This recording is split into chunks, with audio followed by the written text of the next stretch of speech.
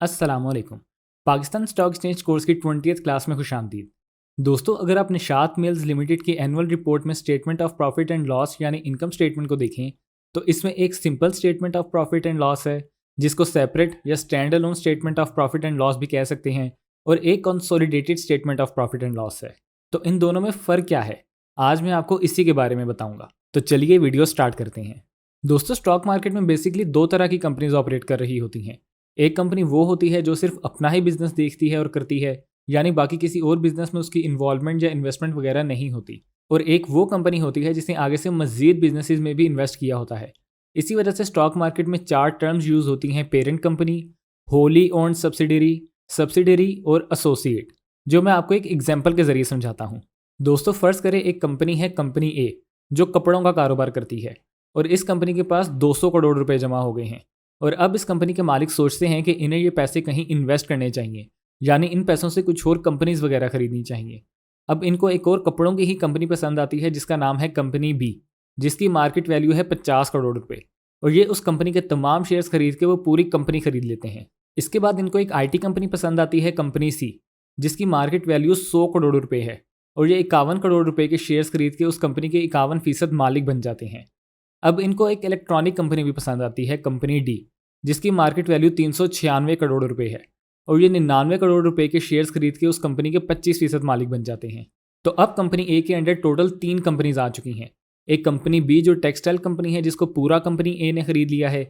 एक कंपनी सी जो IT company है, जिसको 51% कंपनी ए ने खरीद लिया है। और एक कंपनी डी जिसको 25% कंपनी ए ने खरीद लिया है। तो हमारे सिनेरियो में कंपनी ए हुई पेरेंट कंपनी, क्योंकि कंपनी ए ने बाकी कंपनीज को होल्ड किया हुआ है।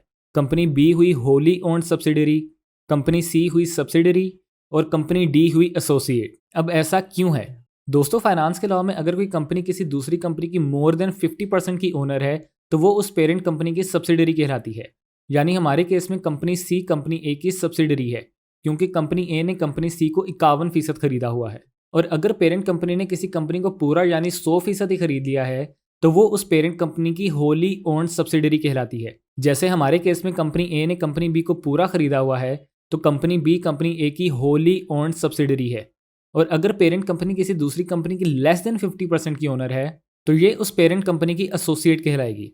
जैसे हमारे सिनेरियो में कंपनी ए ने सिर्फ 25% कंपनी डी को खरीदा हुआ है, इसलिए कंपनी डी कंपनी ए की एसोसिएट है। अब फर्ज कर लें कोई कंपनी है जो स्टॉक एक्सचेंज पर लिस्टेड ही नहीं है, उसका कैसे पता चलेगा कि वो पेरेंट कंपनी की सब्सिडरी है या एसोसिएट? तो इस केस में अगर पेरेंट कंपनी के पास मोर देन 50% वोटिंग राइट्स हैं तो वो सब्सिडरी कहलाई जाएगी। यानी कंपनी ए के डिसीजन की वैल्यू फर्ज कर लें 51% है, तो बाकी 49% का कंट्रोल जिस मर्जी के पास हो फर्क नहीं पड़ता, क्योंकि कंपनी ए के डिसीजन की वैल्यू 51% है, यानी मेजॉरिटी है। आई hope this concept is clear.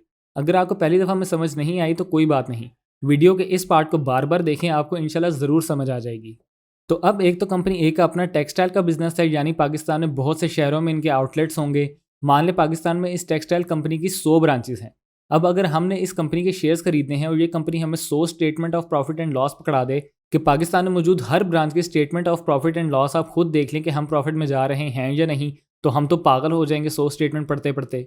इसलिए ये काम कंपनी खुद करती है और अपनी तमाम 100 ब्रांचेस की रिपोर्ट कंपाइल करके हमें एनुअल रिपोर्ट में एज अ होल एक ही statement of profit and loss देगी, जिसको देख के हमें पता लगेगा कि कंपनी प्रॉफिट में जा रही है या नहीं। अब ये जो एक इनकम स्टेटमेंट होगी ये सेपरेट यानी simple statement of profit and loss कहलाएगी। लेकिन कंपनी ए के अंडर 3 कंपनीज और भी तो हैं जो ऑपरेट कर रही हैं, उसका हमें कैसे पता चलेगा? जाहिर है वो भी तो कंपनी ए का ही हिस्सा हैं। तो उसके लिए होती है कंसोलिडेटेड स्टेटमेंट, जिसमें कंपनी का अपना बिजनेस भी और उसके अंडर बाकी जितने और बिजनेसेस भी काम कर रहे होते हैं उन सब की परफॉर्मेंस भी इंक्लूड होती है। एनुअल रिपोर्ट में बेसिकली 5 स्टेटमेंट्स होती हैं: स्टेटमेंट ऑफ फाइनेंशियल पोजीशन यानी balance sheet, statement of profit and loss यानी income statement, statement of comprehensive income, statement of changes in equity, और स्टेटमेंट ऑफ कैश फ्लो यानी cash flow statement. इसलिए Pakistan stock exchange पर listed जितनी भी companies हैं जिन्होंने आगे से मजीद कंपनीज भी खरीदी हुई हैं, उन तमाम कंपनीज के एनुअल रिपोर्ट में आपको एक सेपरेट स्टेटमेंट का सेक्शन भी मिलेगा, जिसमें सिर्फ उस पेरेंट कंपनी के अपने फाइनेंशियल रिजल्ट्स होंगे, और एक कंसोलिडेटेड स्टेटमेंट्स का सेक्शन भी मिलेगा, जिसमें पेरेंट कंपनी और उसके अंडर जितनी भी सब्सिडरीज और एसोसिएट्स वगैरह काम कर रही हैं उन सब के फाइनेंशियल रिजल्ट्स भी होंगे। फॉर एग्जाम्पल, पेरेंट कंपनी को 1 साल का 10 करोड़ रुपए प्रॉफिट हुआ है तो सेपरेट स्टेटमेंट में प्रॉफिट 10 करोड़ रुपए नजर आएगा, और उसकी एक सब्सिडरी है जिसको 5 करोड़ रुपए प्रॉफिट हुआ है तो कंसोलिडेटेड स्टेटमेंट में प्रॉफिट 15 करोड़ रुपए नजर आएगा। I hope this concept is clear too. तो इसी वजह से निशात मिल्स लिमिटेड के 2 statement of profit and losses हैं, क्योंकि निशात मिल्स ने मजीद कंपनीज भी खरीदी हुई हैं। अब ये कैसे पता चलेगा कि पेरेंट कंपनी की कौन कौन सी सब्सिडरी और एसोसिएट कंपनीज हैं? इसके लिए एनुअल रिपोर्ट में एक सेक्शन और होता है, notes to the consolidated financial statement, जिसमें सबसे पहले सबसे ऊपर ही सब्सिडरीज और एसोसिएट्स की सारी इन्फॉर्मेशन दी होती है। और किसी भी कंपनी की एनुअल रिपोर्ट आप पाकिस्तान स्टॉक एक्सचेंज की डेटा पोर्टल वेबसाइट पर जाके हासिल कर सकते हैं। बस आपने वेबसाइट पे उस कंपनी को सर्च करना है और सबसे नीचे स्क्रॉल करके फाइनेंशियल रिपोर्ट के सेक्शन को ढूंढना है। फिर वहां से आप किसी भी कंपनी की क्वार्टरली या एनुअल रिपोर्ट डाउनलोड करके पढ़ सकते हैं। अगर वीडियो पसंद आई हो तो चैनल को सब्सक्राइब करके बेल आइकन पर क्लिक करके ऑल को लाजमी प्रेस कीजिएगा, ताकि मेरी फ्यूचर में आने वाली तमाम वीडियोस को नोटिफिकेशन आपको मिल सके। अपना रखिएगा बहुत सारा ख्याल। अगली वीडियो तक के लिए मुझे दीजिए इजाज़त। अल्लाह हाफिज़।